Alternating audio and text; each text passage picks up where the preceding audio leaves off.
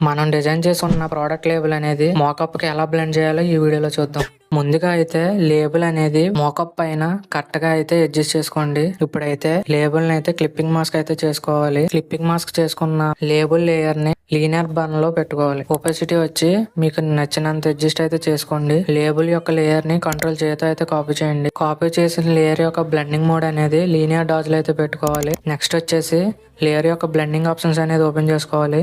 Current layer లో black slider అయితే Alt పట్టుకొని అడ్జస్ట్ అయితే చేసుకోవాలి. నెక్స్ట్ వచ్చేసి మన మోకప్ ని అయితే కంట్రోల్ చేత అయితే కాపీ చేసుకోండి. కాపీ చేసుకున్న మోకప్ ని అయితే పైకి తీసుకొచ్చేయాలి. క్లిప్పింగ్ మాస్క్ అనేది యాడ్ చేయండి. మోకప్ యొక్క బ్లెండింగ్ మోడ్ అనేది మల్టిప్లై లో పెట్టుకోవాలి. బ్లెండింగ్ మోడ్ ఎక్కువ అనిపిస్తే ఒపాసిటీ అనేది మీకు తగినట్టు అయితే అడ్జస్ట్ చేసుకోండి. నెక్స్ట్ వచ్చేసి మోకప్ యొక్క బ్లెండింగ్ ఆప్షన్స్ అయితే ఓపెన్ చేసుకోవాలి. సేమ్ లేబుల్ కి అయితే ఎలా అడ్జస్ట్ చేసామో అలాగే కరెంట్ లేయర్ లో హైలైట్స్ అండ్ షాడోస్ అనేది రియలిస్టిక్ గా కనబడేంత వరకు బ్లాక్స్ అండ్ వైట్స్ అడ్జస్ట్ అయితే చేసుకోవాలి.